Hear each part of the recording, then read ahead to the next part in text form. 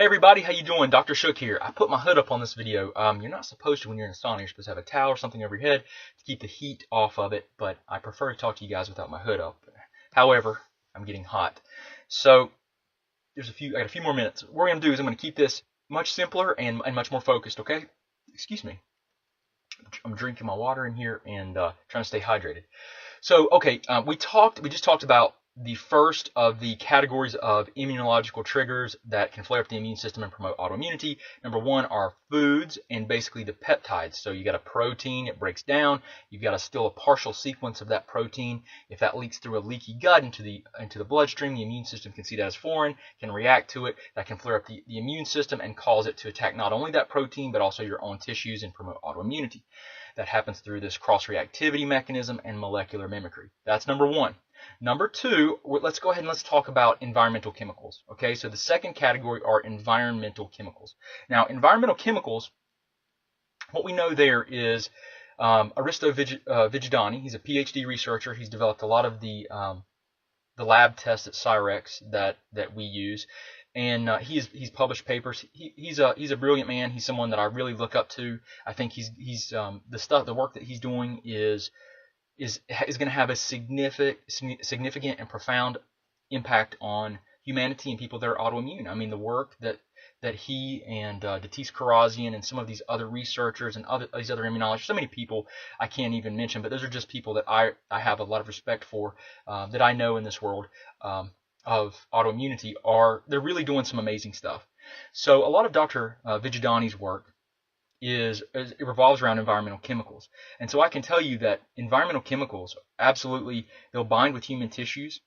And when they bind with your tissue, they can trigger an immune response. Okay, it can cause your immune system to respond to your body's protein plus the bound, let's say, artificial food coloring, for example, or BPA, bisphenol A, which are plastics. It can cause it to bind to those chemicals to bind to your tissues, and then that looks foreign to the immune system. The immune system attacks it, and then you have a flared immune response or an increased immune response that could promote or trigger autoimmunity. So with these chemicals, there's a lot of research. I've published a great paper that I actually heard Dr. Vigidani talk about, where there were two immunologists, one out of Israel and Germany, I believe.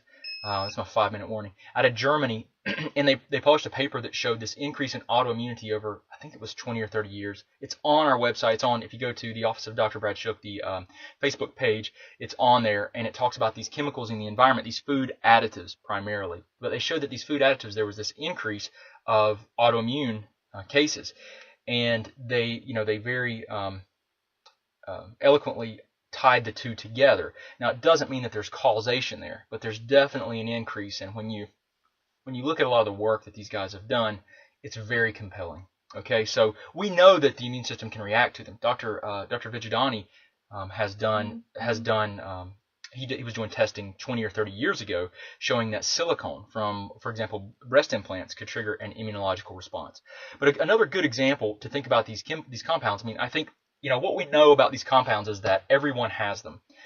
Everyone has these compounds. They're in our water. They're in everything. And what you want to do is you want to try to reduce your exposure. So there are a number of different ways that you want to go about doing that, from shower filters to drinking water that's purified, not drinking water that's plastic, that's bottled in plastics at all, because the BPA in the plastic will leach into the water, and then you're drinking it. Okay. Most people by now have heard about not drinking water that's been sitting in a car, and doing that because it gets hot and the plastics. A lot of people are aware of that.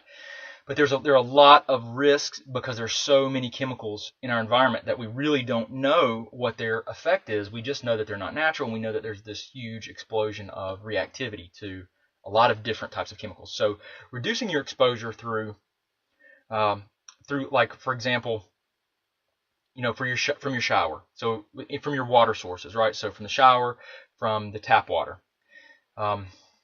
Reducing it from your environmental exposure from like cleaning supplies, from makeup, from shampoos, from lotions.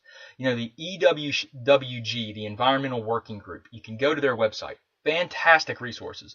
Like, what we do is I look up all of my everything that we use. Like, I don't use cosmetics, but I use personal care products, hygiene products, shaving cream, deodorant, those things, like I don't use colognes anymore. You know, I could use, I guess, essential oils, but even those have pharmacological effects that you have to be careful for. That stuff's toxic. I mean, some of the most toxic colognes are, I mean, the most toxic things are perfumes and cologne. It's horrible. But you can go to EWG, you can look up all of your cosmetics, you can see what's there. Listen, just, you know, consider this stuff, right? You know, look into this, consider this stuff. Drink out of glass bottles. Look at your, you know, consider, never wear clothes. Never. I mean, I would recommend, you know, if you can avoid trying on clothes, don't try on clothes before they're washed, because they're all treated with these flame retardants. You know, wash all your clothes. Never wear anything without washing it, because you can transfer this. If you're going to the dry cleaner, make sure they wash your clothes and don't dry clean, because the dry cleaning chemicals are highly, highly toxic. So it has to say, I would like them washed, not dry cleaned, because the dry cleanings, they use different solvents and things, right? So wash the clothes, not dry clean. Other than that, dry cleaning, you've got stuff like fabrics. I mean, that's a huge thing. Like now with all these flame retardants that they're putting on fabrics, they're putting it on them because they have to meet these standards so they don't burn as easy, right? So they just don't light on fire quickly. But those things are very toxic as well. So if you sit on your couch, you get a new couch and you're like, oh, I love it. You know, you're sitting on it and you're absorbing all that stuff through your skin. That's a problem. That's a problem. Yeah, I'm just going to tell you. So, you know, airplanes, I think, what is it? Airplane seats have this tremendous, they have to meet this certain flame retardant level, and they are just soaked in these chemicals. It's very interesting. And you start like thinking like, oh my God, what is going on here? We are killing ourselves. You know, you don't know until someone tells you what's really going on with these chemicals. But they can trigger an immune response. A good example of like how these things will bind to human tissues is that so if you eat like you see a kid eat a lollipop, or they eat like a popsicle, right? So they're putting it in their mouth, and then when they're done, their tongue is green or red, right?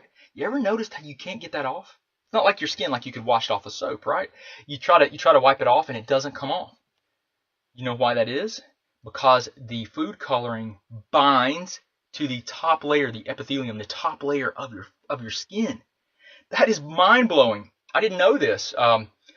That it binds to the tissue. Now that imagine what it's doing through the GI tract, right? It's all colored through your entire esophagus, the GI tract. I mean, if you did a colonoscopy, you'd probably see that their gut's like green. It's bound to all the tissue.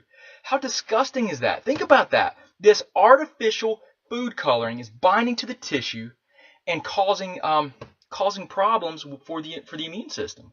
It could be triggering and driving autoimmunity. Now, not only that, what they found was, this was actually I think it was Dr.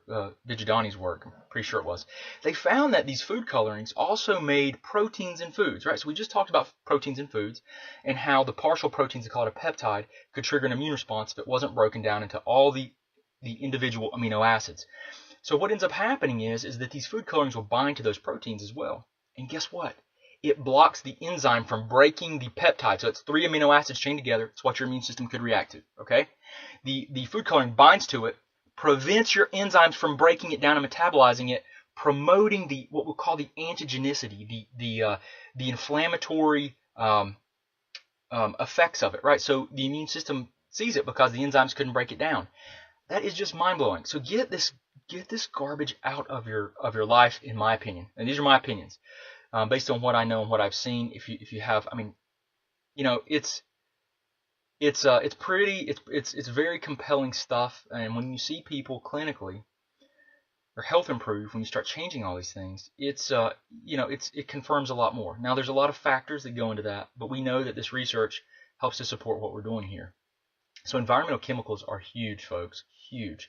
It's a bigger problem than I ever thought. And again, it's why I'm sitting in the sauna. I'm sweating, detoxification pathways. I want to get this stuff out of my body. I'm staying hydrated, trying to drink the right kind of water. So that's environmental toxicity. Environmental chemicals is number 2 trigger for immune triggers. Okay. If you guys have any questions, let me know. But I'm going to do another video if I can last in here, and we're going to cover the 3rd category of immune system triggers. I appreciate you guys. I hope you have a wonderful day. I hope this is life changing in a very positive way for you. Thanks.